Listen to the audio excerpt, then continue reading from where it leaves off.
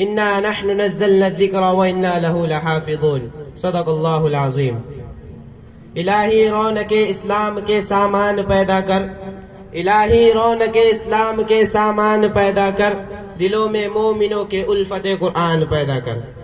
محترم صدر جلسہ، معزز سامعین کرام اور اسٹیج پر رونق افروز علماء اعظام اور میرے عزیز ساتھیوں، میں نے خطبے میں آپ حضرات کے سامنے ایک آیت تلاوت فرمائی جس میں اللہ تعالیٰ فرماتے ہیں کہ ہم نے یہ نصیحت اتاری ہے اور ہم ہی اس کے نگہبان ہیں۔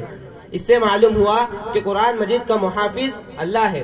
یقیناً قرآن مجید اللہ رب العزت کا کلام ہے، اسے دوسرے کلاموں پر وہی فضیلت حاصل ہے جو رب کائنات کو اپنی مخلوق پر فضیلت حاصل ہے۔ قرآن مجید پوری انسانیت کے لیے دستور حیات ہے، منشور حیات ہے، ضابطۂ حیات ہے، بلکہ پوری انسانیت کے لیے آب حیات ہے۔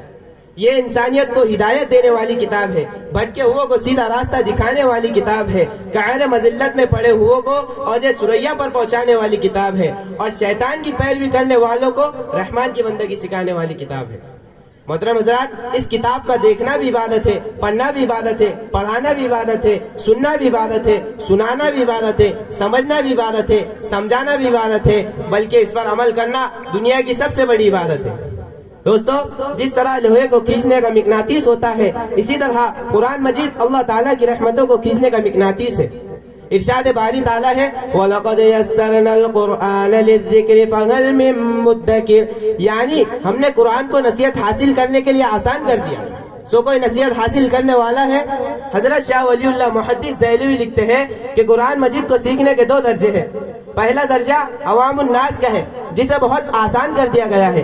اس درجے میں انسان کو اتنی سمجھ مل جاتی ہے کہ وہ ترغیب و ترہیب کی آیت اور قوموں کے عروج و زوال کی داستانیں سمجھ لیتا ہے۔ دوسرا درجہ راسخین فی العلم کا ہے۔ یہ حضرات آیت قرآنیہ کے سمندر میں غوطازن ہوتے ہیں اور احکام الہی کے ہیرے موتی نکال لاتے ہیں۔ ان علماء کی پوری زندگی اسی تدبر و تفکر میں گزر جاتی ہے۔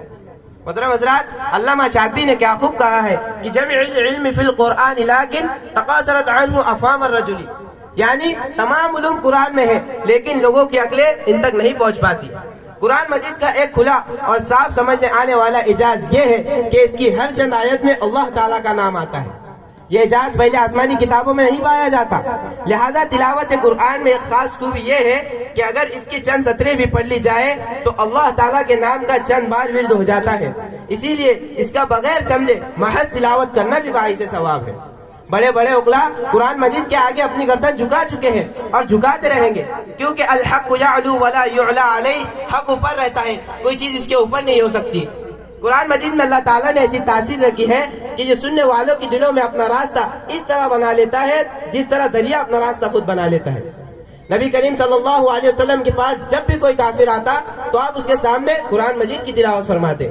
حدیث میں ہے کہ تلا علیہم القرآن، یعنی حضور صلی اللہ علیہ وسلم نے قرآن کی تلاوت فرمائی۔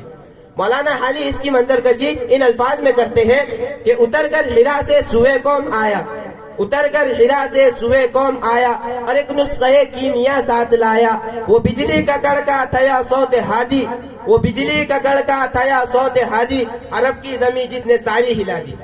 محترم حضرات، مفکر اسلام مولانا علی میاں صاحب ندوی رحمۃ اللہ علیہ اس اعجاز قرآن سے متعلق فرماتے ہیں کہ اگر ہم غنی ہیں تو اسی قرآن مجید کے خزائن عامرہ سے، قرآن مجید کے مطالعے سے کچھ موتی ہاتھ لگ جائے تو ہم آپ کو پیش کریں یہ آدم علیہ السلام اور پوری انسانیت کے لیے کافی ہے۔ بڑے بڑے فرما رواؤں اور سرمایہ داروں اور دولت مندوں کو دینے کے لیے اگر کوئی چیز ہے اور اضافہ کر سکتی ہے، قسمت چمکا سکتی ہے، دنیا بدل سکتی ہے، تو وہ قرآن مجید کی بھی۔ قرآن مجید تحت الثری سے اٹھا کر افلاک و ثریا پر پہنچا دیتا ہے، اور جو لوگ اس کا عمل نہیں کرتے ان کو منہ کے بل گرا دیتا ہے۔ یہی وہ قرآن ہے جس نے عرب کے بدوؤں کو، صحرا نشینوں کو، جن کے پاس نہ پیٹ بھر کھانے کو نہ تن ڈھانپنے کو تھا، کہاں سے کہاں پہنچا دیا۔ جو سال باندھ تھے انہیں جہاں نواح بنا دیا۔ خود نہ تھے جو راہ پر اوروں کے حاجی بن گئے، خود نہ تھے جو راہ پر اوروں کے حاجی بن گئے، کیا نظر تھی جس نے مردوں کو مسیحا کر دیا۔ یہی وہ قرآن ہے جس نے عرب کے بدوؤں کو، صحرا نشینوں کو، جن پر دنیا کو توجہ بھی نہ ہوتی تھی، جہاں با وہ جہاں ادا وہ جہاں آرا کر دیا۔ انہوں نے قیصر و کسریٰ کے تاج کو پیروں سے روندا اور ان کے تخت سلطنت پر ایسے بے تکلف بیٹھے جیسے بوریے پر بیٹھے ہیں۔ محترم حضرات، غار ہیرا میں ایک کملی پوش نے چند راتیں گزاری، ایک قوم پیدا کر دی، ایک آئین دیا، ایک حکومت بنا دی۔ اس کی آنکھیں چند رات نیند سے محروم رہی، لیکن اس کی قوم تختہ خسروی پر سونے کے قابل ہو گئی۔ اسی نبی امی کے غلام قیصر و کسریٰ پر قابض ہو گئے۔ محترم حضرات، قرآن مجید مٹی کو اکسیر بناتا ہے، اور جو اس کی ناقدری کرتا ہے اگر وہ اکسیر ہوتا ہے تو اسے مٹی میں تبدیل کر دیتا ہے۔ قرآن مجید اللہ تعالیٰ کا بلاغ قانون ہے، یہ دو دھاری تلوار ہے، اگر اس کا استعمال صحیح نہیں ہوا، ناقدری کی گئی تو قوموں کا کام تمام کر سکتی ہے۔ اللہ تعالیٰ کا قانون بلاغ اور صاف ستھرا ہوتا ہے۔ بس ایک شعر سے اپنی تقریر ختم کرتا ہوں کہ زمانہ آج بھی قرآن ہی سے فیض پائے گا، زمانہ آج بھی قرآن ہی سے فیض پائے گا، مٹیں گی ظلمت شب اور سورج جگمگائے گا۔ وآخر دعوانا الحمد للہ رب العالمین۔